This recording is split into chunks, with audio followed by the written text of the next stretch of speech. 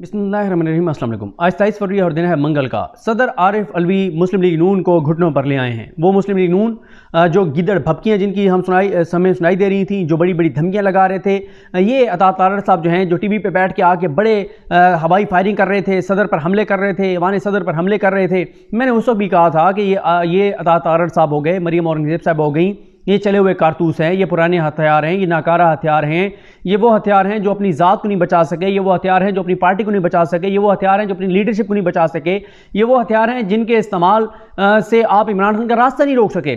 सबसे ज़्यादा press conferences अता तारड़ सबसे करवाई गई, लफ्ज़ पे गौर कीजिएगा, की नहीं उन्होंने, उनसे करवाई गई सबसे ज़्यादा प्रेस कॉन्फ्रेंसेस अता तारड़ साहब से और मरियम औरंगज़ेब साहबा से। लेकिन उसके बाद क्या हुआ, लोगों में और नफरत बढ़ी, इतनी नफरत बढ़ी कि उस दिन मोबाइल सर्विस बंद हुई। सारा कुछ करने के बावजूद सबसे ज़्यादा पीटीआई का वोटर निकला है। पीटीआई के वोटर 6-6 घंटे लाइनों में लगा है। और मुझे बता रहे थे अवैस जखर साहब बता रहे थे, जो लिया से बड़े यंग एमएनए बने हैं और बड़ी ज़बरदस्त शख्सियत के मालिक हैं। आपने उनका आरटी पे इंटरव्यू देखा होगा।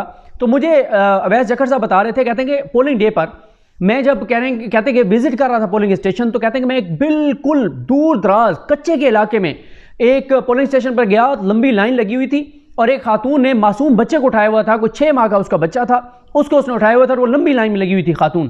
तो कहते हैं फिर मैंने वहाँ पर उन अमले को कहा कि जो मासूम बच्चों को लेके गोद में लेके जो माएँ खड़ी हैं उनका तो वोट पहले डलवा दें। ये किया पाकिस्तानियों ने उस दिन नफरत में आकर, और रिएक्ट किया लोगों ने इन प्रेस कॉन्फ्रेंसेस पर, इन शक्लों, इन चेहरों जिनको देख देख के लोग तंग आ गए हैं, अक गए हैं, थक गए हैं। लोग अब टीवी बंद कर देते हैं। कितने लोग मुझे मिले हैं, यकीन करें, वो कहते हैं कि ये चेहरे टीवी पे आते हैं, टीवी बंद कर देते हैं। और इनसे धमकियां दिलवाई गई आरिफ अलवी साहब को, बड़ी गिदड़ भपकियां, ये कर देंगे, वो कर देंगे, सदर का कोई रोल नहीं है, सदर का कोई किरदार नहीं है, ये एक्सटेंशन पे बैठा हुआ है, इसका कोई आईनी किरदार नहीं है, ये है वो है फलां। कितनी गिदड़ भपकियां थी, अब घुटनों पर आ गए, अब लेट गए हैं, अब पाँव पकड़ लिए आरिफ अलवी साहब के, अब भीख मांग रहे हैं आरिफ अलवी साहब से। अब जनाब वफाकी हुकूमत ने दोबारा आरिफ अलवी साहब को दरख्वास्त भेजी है, अर्जी भेजी है, हजूर शफकत करें, हजूर मेहरबानी करें, हजूर रहम फरमाएं, हम खादिम, हम पे रहम करें और इजलास बुला लें। अब इन्होंने, जो हमारे दोस्त फ़हीम अख्तर साहब की खबर में देख रहा था और उनसे मैंने उसकी डिटेल्स भी मंगवाई, अब इन्होंने जो है वो आरिफ अलवी साहब को जो उन्होंने समरी वापस भेजी है, उस पे जो उन्होंने एतराज़ात लगाए हैं उसके उन्होंने जवाब दिए हैं। इन्होंने अब दरख्वास्त की है सदर से, और इन्होंने सदर से दरख्वास्त में कहा है कि आप अपने फैसले पर सर नज़रसानी करें, प्लीज़ सर नज़रसानी करें, और नज़रसानी करके और आप जो है वो आइन के मुताबिक इजलास तलब करें। क्यों, उस वक्त तो आप कह रहे थे कि छोड़ दें सदर का रोल, उस वक्त तो बताया जा रहा था कि स्पीकर ने बुला लिया इजलास। देखें, मामला इतना सादा नहीं है, चीज़ें कॉम्प्लिकेटेड हैं, मैच फंस गया है और दिलचस्प सूरत हाल है।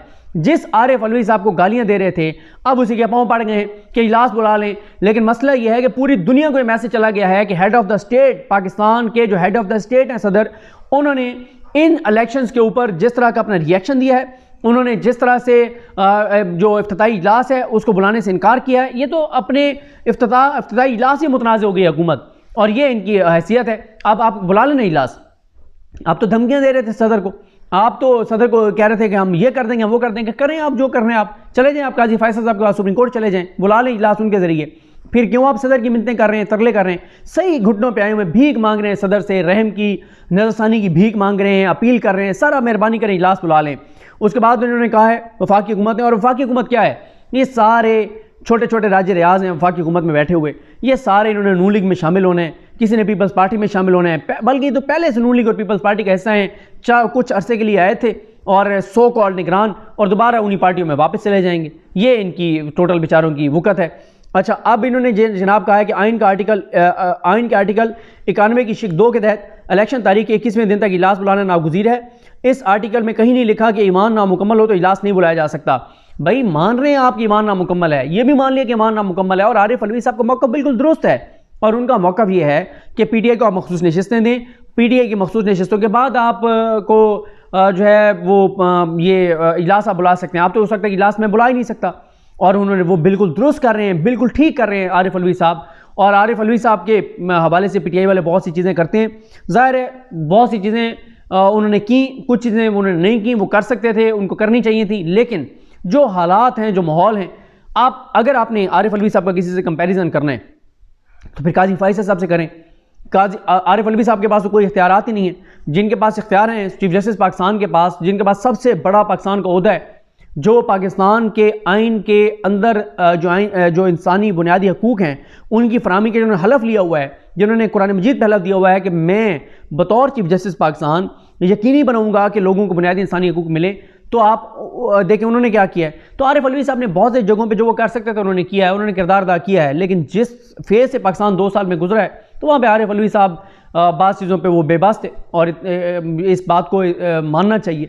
हाँ, वो बहुत सी कुछ चीज़ें वो कर सकते थे और उनको करनी चाहिए थी, लेकिन उसके बाद डिज़ास्टर भी होना था, अमल दरामद होना नहीं था। आरिफ अलवी साहब को इक़दाम करते भी सही तो अगलों ने जाके सुप्रीम कोर्ट से स्टे ले लेना था, होना नहीं था। तो वो एक बड़ी बदमज़गी हो जानी थी। लेकिन उन्होंने अपनी तौर पे बहुत सी कोशिशें की हैं जो ज़ाहिर है इमरान खान साहब के नोटिस में है कि वो क्या कुछ करते रहें। और बाकी आरिफ अलवी साहब के हवाले से इमरान खान साहब का क्या मौक़िफ़ है वो जब इमरान खान साहब बाहर आएंगे तो ही पता चलेगा, क्योंकि पीटीआई के अंदर राय तकसीम है और कुछ लोग उनके बहुत अगेंस्ट हैं, कुछ लोग कहते हैं कि नहीं वो उन्होंने कोशिशें की हैं। लेकिन इस मामले पे आरिफ अलवी साहब ने जो कार्ड खेला है, ज़बरदस्त कार्ड खेला है। आखिरी ओवर में एक तो उन्होंने सरेंडर से इनकार किया है, दूसरा उन्होंने जो है वो कर लिया है, उन्होंने बाउंसर मारा है जिसको ये खेल नहीं सके। लेकिन अब शायद सदर साहब जो है वो आप दस्तखत कर दें, अब वो शायद दस्तखत कर दें और बुला लें इजलास और अपने डाइसेंट के साथ, अपने नोट के साथ। और उसकी रीज़न ये है कि वो नहीं भी बुलाते इजलास तो फिर भी हो जाना है, तो शायद अब वो इजलास बुला ले, लेकिन कुछ कहा नहीं जा सकता। लेकिन इस वक्त यह है कि इन्होंने भीख मांगी है, दोबारा उनसे रहम की भीख मांगी है, इंसानी की भीख मांगी है। फिर उसके बाद उन्होंने कहा है कि जनाब सदर की वफाकी हुकूमत ने सदर को कहा है कि आपकी सवाबदीद और इस्तेहकाक ही नहीं कि आप आर्टिकल 91 के तहत इजलास को रोक सकें। आप सदर सिर्फ आर्टिकल 54 के तहत मौसूल किए गए इजलास को रोक सकते हैं। ये मामूल का नहीं, ये गैर मामूली इजलास आईनी तकाजा है। कहीं भी नहीं लिखा कि मखसूस नशिस्तें ना हो तो इजलास नहीं हो सकता। 29 फरवरी को हर हाल में सुबह 10 बजे इजलास होगा, तैयारियां मुकम्मल हैं।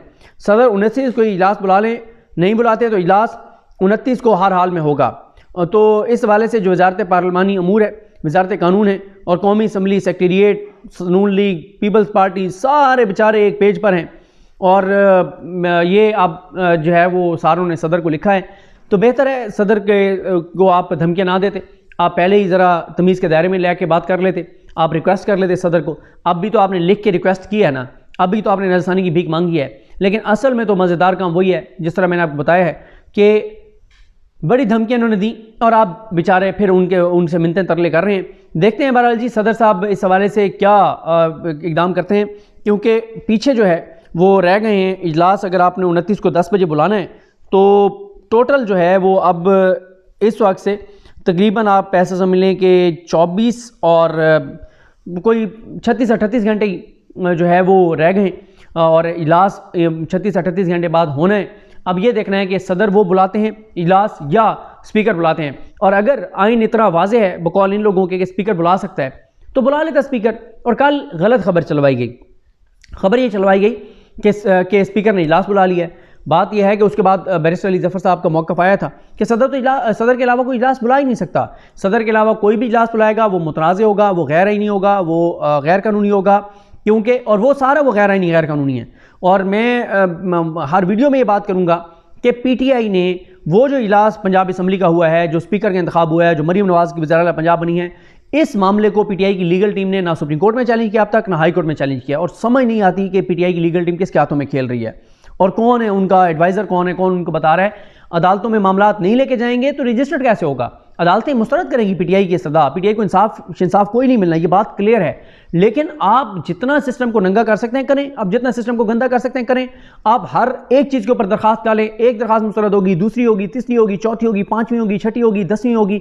10 दरखास्तें जब आपकी मुस्तरद होंगी तो आपका बयानिया 10 बार उसको एक हवा मिलेगी, आपके बयानिए को, आपके एक बयानिया ऊपर जाएगा, आपका बयानिया दुरुस्त साबित होगा कि आप ठीक कह रहे थे कि पूरा निज़ाम एक पेज पर है बशमूल जुडिशरी।